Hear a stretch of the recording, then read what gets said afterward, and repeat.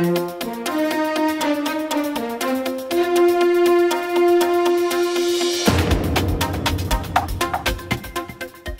that same-sex marriage seems to be firmly in place in Illinois, is it time for social conservatives in the state to move on to other issues? An expert on protecting biblical marriage says no. There's really no reason to think that because the government has redefined marriage once, that we can't go back and recapture a sound understanding of what marriage is. Ryan T. Anderson with the Heritage Foundation says the battle for biblical marriage is still winnable, despite legislative action and court decisions that favor same-sex marriage. Mr. Anderson was the keynote speaker at the recent Catholic Citizens of Illinois fundraising dinner. While he was there, he spoke with IllinoisFamily.org News. The proper understanding of marriage is based on certain truths about human nature that haven't changed, and they don't change just based upon popular opinion or an electoral vote.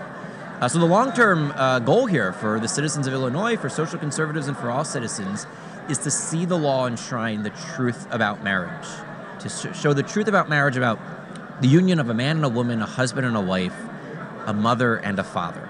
That's what we're trying to get at, and that it may take a while, but there's no reason to give up that fight. But how the battle for biblical marriage will be fought could be determined by the U.S. Supreme Court. After turning away appeals from 5 states seeking to ban same-sex marriage, justices could eventually rule on the practice nationwide. What they should do is they should say that the Constitution is silent on the question of what is marriage, and where the Constitution is silent, it's up to the people and their elected representatives to make law. And so the Constitution doesn't tell us whether marriage is a genderless institution or whether it's necessarily a union of sexually complementary spouses. So the people and their elected representatives should make that judgment, not unelected judges. Well, here in Illinois, it is law. Do you think Illinois voters should have had a say on that through a referendum? Sure. For any time you're going to change a law so important and so central as the definition of marriage, that will best be conducted directly by the people. And so in this case, most of the other states have put it directly to a vote of the citizenry. They've had the ballot initiatives, they had the referenda. Why not do that here?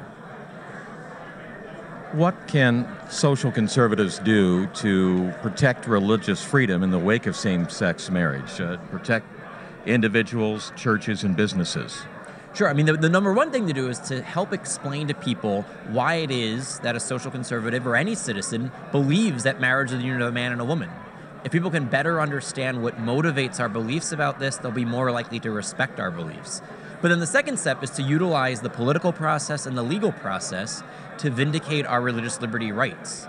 There's no reason why the government should be coercing citizens or their institutions into celebrating a same-sex relationship as a marriage.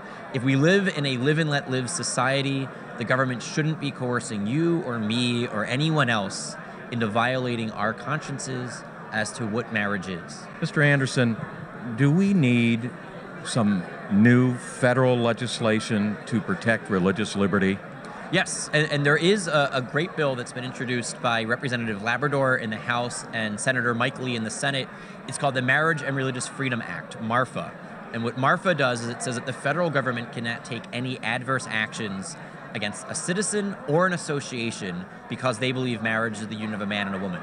So when it comes to tax-exempt status, nonprofit status, accreditation, government grants, government contracts, the federal government would be prohibited from discriminating against an individual or an institution because they believe marriage is the union of a man and a woman. What's the status of that legislation? Currently has 100 co-sponsors in the House and I think 30-some co-sponsors in the Senate, but it hasn't yet been brought to the floor for a vote. Ryan T. Anderson researches and writes about marriage and religious liberty as the William E. Simon Fellow at the Heritage Foundation. Backers of the Marriage and Religious Freedom Act point out it would only affect the federal government, not states or state law. For IllinoisFamily.org News, I'm Monty Larrick. This has been brought to you by the Illinois Family Institute, promoting marriage, family, life, and liberty in the land of Lincoln. For more information, go to IllinoisFamily.org.